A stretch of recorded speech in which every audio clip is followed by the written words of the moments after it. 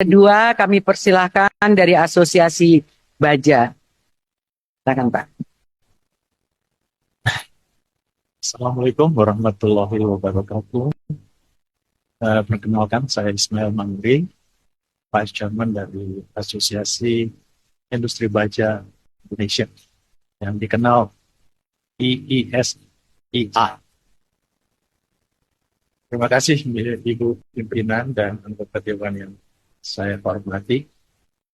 Dalam kesempatan ini, kami menyampaikan dampak daripada tarif yang dikenakan oleh Amerika. Seperti arahan dari Ibu Pimpinan tadi, kami tidak akan menguraikan panjang karena keterbatasan waktu. Poin-poin penting yang akan kami sampaikan terkait mengenai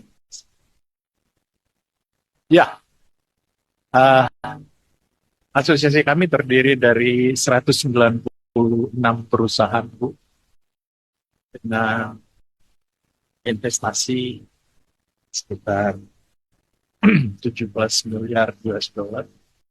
Next, bisa.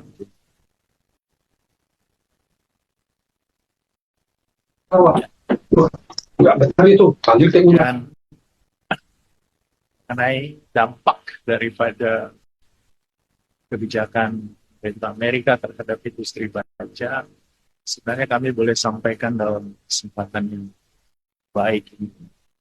Tidak terlalu terpengaruh terhadap industri baja.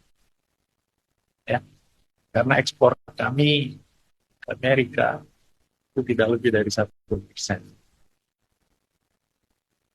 Yang menjadi persoalan adalah dampak daripada kebijakan Amerika terhadap pemerintah China.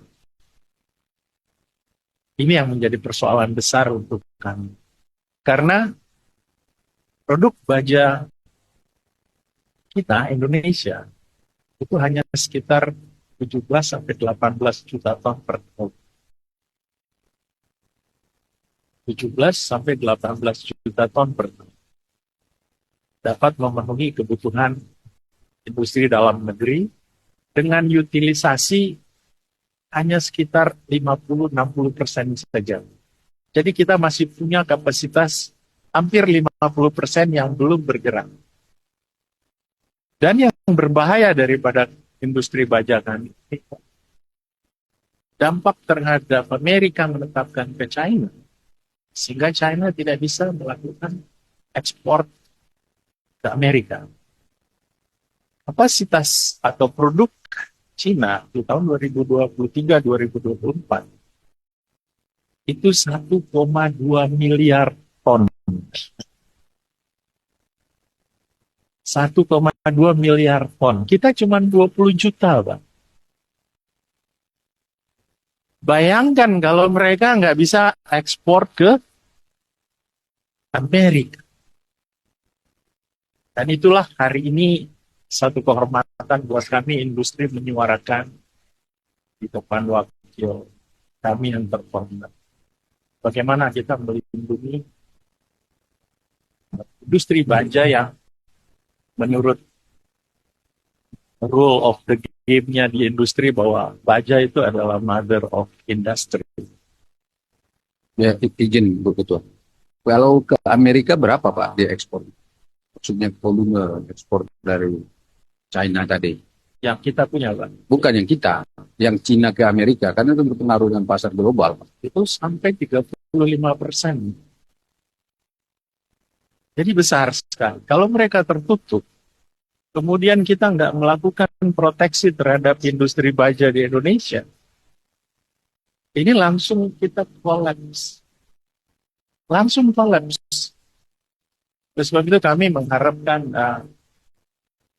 dalam pertemuan yang baik ini, bagaimana kita memproteksi secara baik dan benar, sehingga industri kita ini tetap tumbuh. Karena kita masih, saya sampaikan tadi, kita masih ada kapasitas 50% yang belum kita gali lebih dalam. Nah, jadi kalau Bapak Ibu sekalian, Bapak Dewan yang terhormat, kami mengharapkan beberapa usulan yang kami sampaikan, yaitu dengan cara melakukan tata kelola regulasi. Saya kira teman-teman asosiasi lain semua sama. Bagaimana kita menahan hal-hal yang seperti ini. Satu contoh, kita punya SMI, kita punya TKDN untuk kita bisa memproteksi mereka kandungan produk dalam negeri yang digunakan dalam produk baja yang ada di sini. Dan yang paling menjadi concern kami, di satu sisi kita butuh investasi. Di lain sisi seringkali investasi membangun di dalam negeri, Pak, itu menggunakan master lease. Sehingga mereka membangun pabrik menggunakan industri baja dalam sebuah paket yang tidak lagi menggunakan baja yang bisa diproduksi di dalam negeri.